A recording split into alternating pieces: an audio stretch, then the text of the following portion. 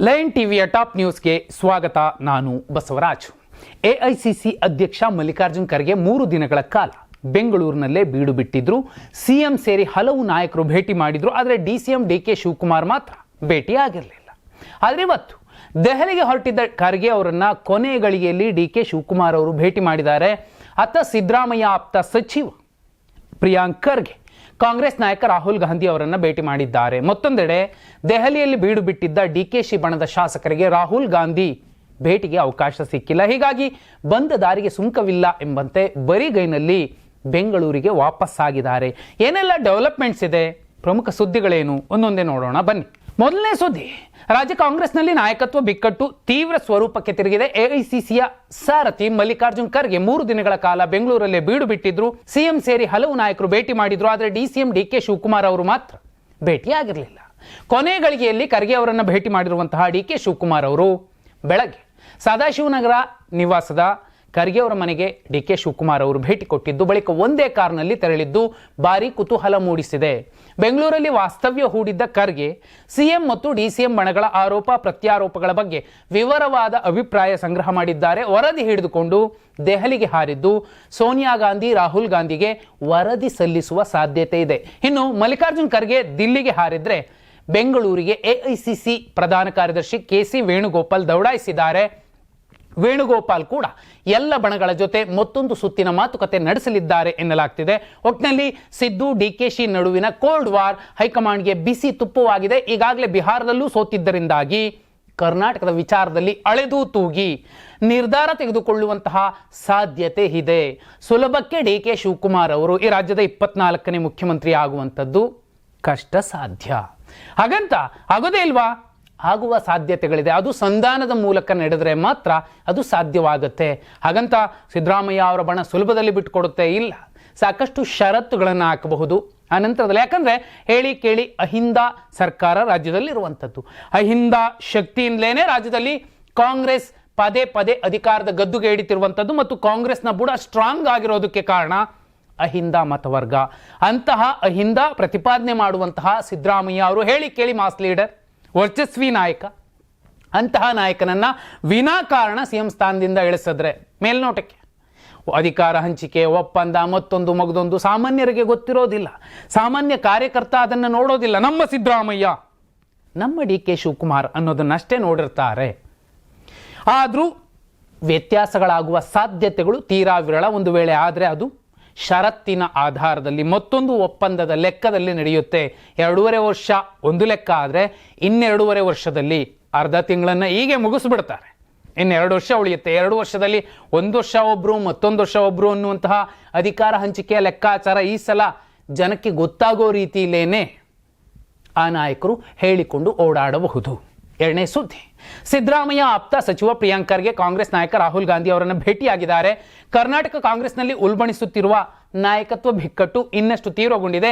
ಈ ಹೊತ್ತಲ್ಲೇ ದೆಹಲಿಯಲ್ಲಿ ರಾಹುಲ್ ಗಾಂಧಿ ಅವರೊಂದಿಗೆ 1.5 ಗಂಟೆಗೂ ಹೆಚ್ಚು ಕಾಲ ಮಾತುಕತೆ ನಡೆಸಿದ್ದಾರೆ. ಸೋನಿಯಾ ಗಾಂಧಿ ನಿವಾಸದಲ್ಲಿ ನಡೆದ ಭೇಟಿಯಲ್ಲಿ ರಾಜ್ಯದ ಪ್ರಸಕ್ತ ರಾಜಕೀಯ ಗೊಂದಲಗಳು, ಸಿಎಂ ಡಿಸಿಎಂ ಆಂತರಿಕ ಕಲಹ, ಆರ್ಎಸ್ಎಸ್ ನಿಷೇಧ ವಿಚಾರ, ಓಟ್ ಚೋರಿ ಆರೋಪಗಳು ಸೇರಿದಂತೆ ಹಲವು ವಿಷಯಗಳು ಚರ್ಚೆಗೆ ಬಂದಿವೆ ಎನ್ನಲಾಗ್ತಿದೆ. ರಾಹುಲ್ ಅತ್ಯಾಪ್ತ ಶ್ರೀವತ್ಸ ಅವರೊಂದಿಗೆ ಚರ್ಚೆ ನಡೆಸಿರುವಂತಹ ಪ್ರಿಯಾಂಕ್ ಖರ್ಗೆ ಅವರು ಹಲವು ವಿಚಾರಗಳನ್ನು, ಗಂಭೀರ ಸಂಗತಿಗಳನ್ನು ರಾಹುಲ್ ಗಾಂಧಿ ಅವರ ಗಮನಕ್ಕೆ ತರುವಂತೆ ಹೇಳಿದ್ದಾರೆ ಎನ್ನಲಾಗ್ತಿದೆ. ನಾಯಕತ್ವ ಬದಲಾವಣೆ ಆದರೆ ಕರ್ನಾಟಕದ ಕಾಂಗ್ರೆಸ್ನಲ್ಲಿ ಏನೆಲ್ಲ ಬದಲಾವಣೆಗಳಾಗಬಹುದು, ಎಫೆಕ್ಟ್ ಹೇಗಿರುತ್ತೆ, ಸಿದ್ದರಾಮಯ್ಯ ಅವರನ್ನು ಸಿಎಂ ಸ್ಥಾನದಿಂದ ಇಳಿಸಿದ್ರೆ ಬೆಂಬಲಿಗರು ಏನು ಮಾಡಬಹುದು, ಅಹಿಂದ ವರ್ಗ ಯಾವ ರೀತಿ ಅದನ್ನು ನೋಡಬಹುದು, ಈ ಎಲ್ಲ ಪರಿಣಾಮಗಳನ್ನು ಹೈಕಮಾಂಡ್ ಮುಂದೆ ಪ್ರಿಯಾಂಕ್ ಖರ್ಗೆ ಅವರು ಹೇಳಿ ಬಂದಿರುವಂಥದ್ದು.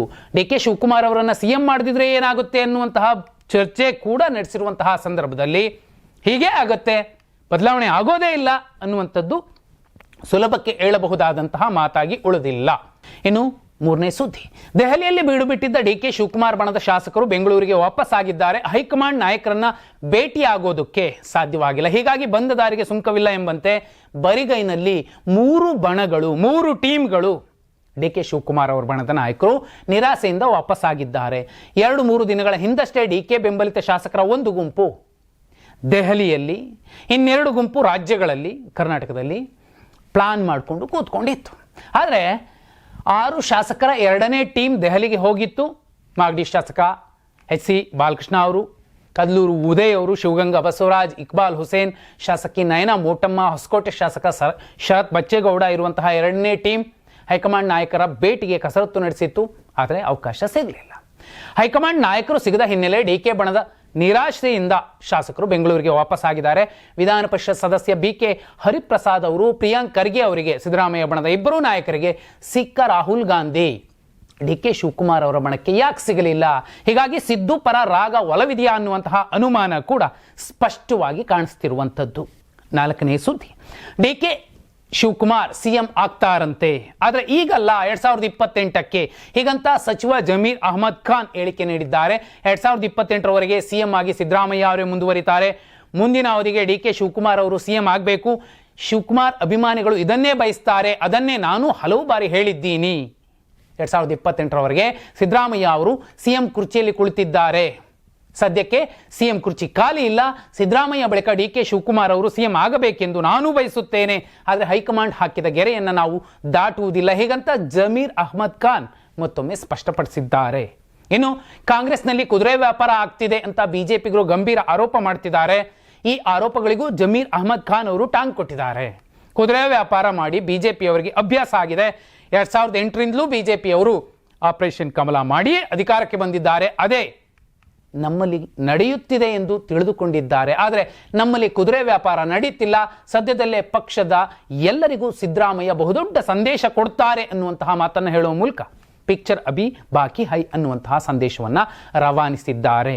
5ನೇ ಸುದ್ದಿ, 2028ರ ಚುನಾವಣೆಗೆ ಮಾಜಿ ಸಂಸದೆ ಸುಮಲತಾ ಅಂಬರೀಶ್ ಅವರು ಸ್ಪರ್ಧೆ ಮಾಡ್ತಾರೆ ಅನ್ನುವಂತಹ ವಿಚಾರ ಈಗ ಖಚಿತವಾಗಿದೆ. ಖುದ್ದು ಸುಮಲತಾ ಅವರೇ ಬಹಿರಂಗವಾಗಿ ಈ ವಿಚಾರವನ್ನು ಹೇಳ್ಕೊಂಡಿದ್ದಾರೆ. ಕಳೆದ ವಿಧಾನಸಭಾ ಚುನಾವಣೆಯಲ್ಲಿ ಮದ್ದೂರು ಕ್ಷೇತ್ರದಿಂದಲೇ ಸ್ಪರ್ಧೆಗಿಳಿಯುವಂತೆ ಬಿಜೆಪಿ ನಾಯಕರು ಆಹ್ವಾನ ನೀಡಿದ್ರು. ಆದರೆ ರಾಜ್ಯ ರಾಜಕಾರಣಕ್ಕೆ ಬರುವ ಮನಸ್ಸು ಇಲ್ಲವೆಂಬ ಅಭಿಪ್ರಾಯ ವ್ಯಕ್ತಪಡಿಸಿದ್ದೆ. ಮದ್ದೂರು ನನ್ನ ಪತಿ ಅಂಬರೀಶ್ ಅವರ ಕರ್ಮಭೂಮಿ, ಹೀಗಾಗಿ ನಾನು ಅಥವಾ ನನ್ನ ಪುತ್ರ ಅಭಿಷೇಕ್ ಅಂಬರೀಶ್ ಮದ್ದೂರು ಕ್ಷೇತ್ರದಿಂದ ಸ್ಪರ್ಧಿಸುವಂತೆ ಅಭಿಮಾನಿಗಳ ಅಪೇಕ್ಷೆಯಾಗಿದೆ. ಮುಂದಿನ ಚುನಾವಣೆ ವಿಧಾನಸಭಾ ಚುನಾವಣೆಯಲ್ಲಿ ನನ್ನ ಸ್ಪರ್ಧೆ ಖಚಿತ. ಅದು ಯಾವ ಕ್ಷೇತ್ರ ಎನ್ನುವುದನ್ನು ಬಿಜೆಪಿ ವರಿಷ್ಠರು ತೀರ್ಮಾನ ಮಾಡ್ತಾರೆ. ಆದರೆ ಮದ್ದೂರು ಕ್ಷೇತ್ರ ನನ್ನ ಪ್ರಥಮ ಆಯ್ಕೆಯಾಗಿದೆ ಎಂದು ಮಂಡ್ಯದಲ್ಲಿ ಮಾಜಿ ಸಂಸದೆ ಸುಮಲತಾ ಅಂಬರೀಶ್ ಅವರು ಹೇಳಿದ್ದಾರೆ. 6ನೇ ಸುದ್ದಿ, ರಾಜ್ಯ ಕಾಂಗ್ರೆಸ್ನಲ್ಲಿ ಕುದುರೆ ವ್ಯಾಪಾರ ನಡೀತಿದೆ ಅಂತ ಕೆಲ ದಿನಗಳಿಂದ ಬಿಜೆಪಿಗರು ಗಂಭೀರ ಆರೋಪ ಮಾಡಿದ್ದಾರೆ.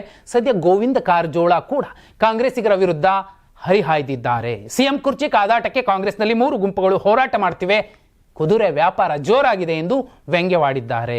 ವಿಜಯಪುರದಲ್ಲಿ ಕಾರಜೋಳ ಪ್ರತಿಕ್ರಿಯಿಸಿದ್ದು, ಮೆಕ್ಕೆಜೋಳ ಬೆಳೆದ ರೈತರು ಖರೀದಿ ಕೇಂದ್ರ ದರ ಸಿಗದೆ ಪರದಾಡ್ತಿದ್ದಾರೆ. ಆದರೆ ಇಲ್ಲಿ ಕುರ್ಚಿಗಾಗಿ ಪ್ರತಿನಿತ್ಯ ಹೋರಾಟ ಮಾಡ್ತಿದ್ದಾರೆ.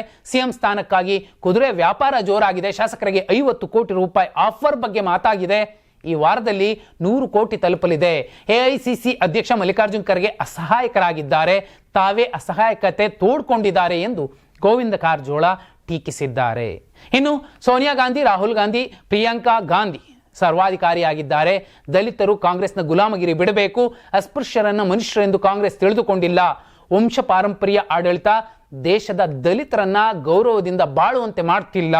ಕಾಂಗ್ರೆಸ್ನವರು ದಲಿತರನ್ನ ಸಿಎಂ ಮಾಡಲ್ಲ, ಬಾಂಡ್ ಮೇಲೆ ಬರೆದು ಕೊಡ್ತೀನಿ ಅಂತ ಕಾಂಗ್ರೆಸ್ಸಿಗರ ವಿರುದ್ಧ ಗೋವಿಂದ ಕಾರಜೋಳ ಅವರು ವಾಗ್ದಾಳಿ ನಡೆಸಿದ್ದಾರೆ. 7ನೇ ಸುದ್ದಿ, ಬೆಂಬಲ ಬೆಲೆ ಘೋಷಿಸಿ ಖರೀದಿ ಕೇಂದ್ರ ಆರಂಭಿಸಿ ಅಂದ್ರೆ ಶಾಸಕರನ್ನ ಖರೀದಿ ಮಾಡಲು ಕಾಂಗ್ರೆಸ್ಸಿಗರು ಖರೀದಿ ಕೇಂದ್ರ ತೆಗೆದಿದ್ದಾರೆ. ಹೀಗಂತ ಸಂಸದ ಹಾಗೂ ಮಾಜಿ ಸಿಎಂ ಜಗದೀಶ್ ಶೆಟ್ಟರ್ ವ್ಯಂಗ್ಯವಾಡಿದ್ದಾರೆ. ಗದಗ್ನಲ್ಲಿ ಮಾತಾಡಿದ ಶೆಟ್ಟರ್, ಶಾಸಕರಿಗೆ ತಲಾ 50 ರಿಂದ 60 ಕೋಟಿ ರು ಹಣ ಕೊಡ್ತಿದ್ದಾರಂತೆ, ಮುಂದೆ ಇನ್ನೂ ಕೊಡ್ತೀವಿ ಅಂತಿದ್ದಾರಂತೆ. ಬೆಳೆ ಖರೀದಿ ಮಾಡಲು ಕಾಂಗ್ರೆಸ್ನಲ್ಲಿ ಹಣವಿಲ್ಲ, ಆದರೆ ಶಾಸಕರನ್ನು ಖರೀದಿ ಮಾಡಲು ನಿಮ್ಮಲ್ಲಿ ಹಣವಿದೆ. ಯಾವ ಪುರುಷಾರ್ಥಕ್ಕಾಗಿ ಸರ್ಕಾರ ನಡೆಸುತ್ತಿದ್ದೀರಿ?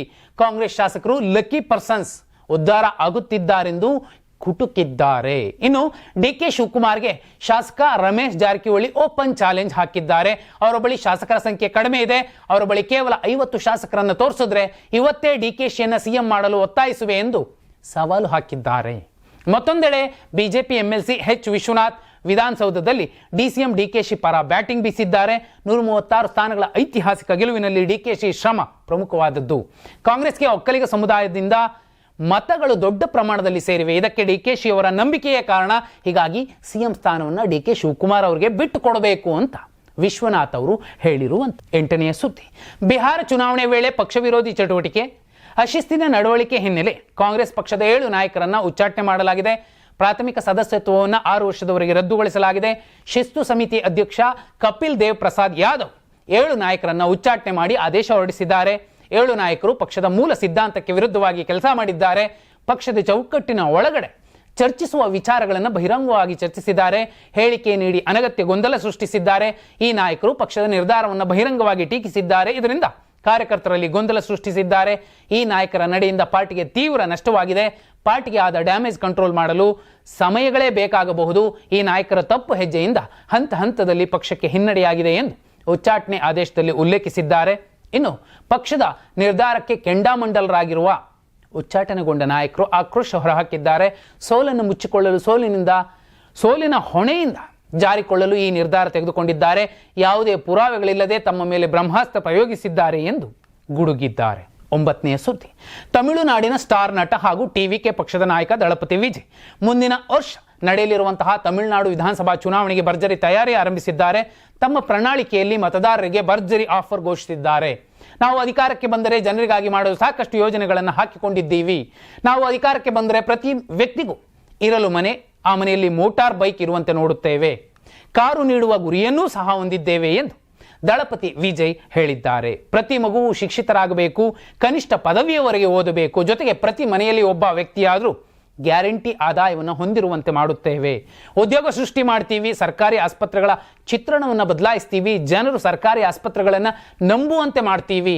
ಸಭೆಯೊಂದರಲ್ಲಿ ದಳಪತಿ ವಿಜಯ್ ಎಲ್ಲ ಮಾತುಗಳನ್ನು ಹೇಳಿದ್ದಾರೆ. ಇನ್ನು ಮುಂದಿನ ವರ್ಷ ಅಧಿಕೃತವಾಗಿ ಟಿವಿಕೆ ಪಕ್ಷದ ಪ್ರಣಾಳಿಕೆಯಲ್ಲಿ ಈ ಎಲ್ಲ ಅಂಶಗಳನ್ನು ಬಿಡುಗಡೆಗೊಳಿಸ್ತೀವಿ ಎನ್ನುವಂತಹ ಮಾತನ್ನು ಕೂಡ ಹೇಳಿದ್ದಾರೆ. 10ನೇ ಸುದ್ದಿ.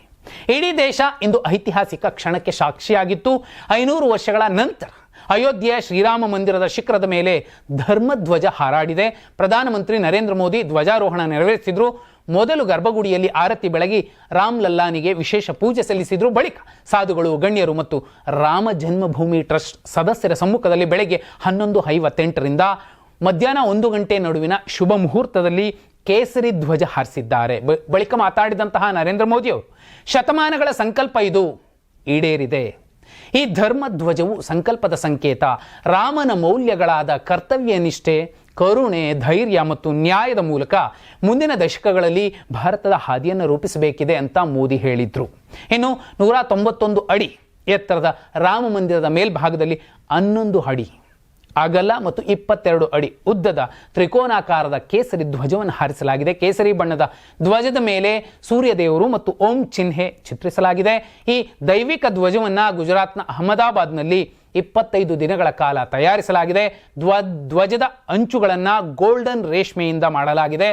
2020 ಆಗಸ್ಟ್ 5ರಂದು ಪ್ರಧಾನಿ ನರೇಂದ್ರ ಮೋದಿ ಅಯೋಧ್ಯೆಗೆ ಆಗಮಿಸಿ ರಾಮ ಮಂದಿರದ ಶಿಲಾನ್ಯಾಸ ಮಾಡಿದ್ರು. 2024 ಜನವರಿ 22ರಂದು ಶ್ರೀರಾಮನ ಪ್ರಾಣ ಪ್ರತಿಷ್ಠೆ ನಡೆದಿತ್ತು. ಈಗ ಧರ್ಮಧ್ವಜ ಕೂಡ ಹಾರಿಸಿದ್ದಾರೆ. ಇದು ಇವತ್ತಿನ ಪ್ರಮುಖ ಸುದ್ದಿಗಳಾಗಿದ್ವು.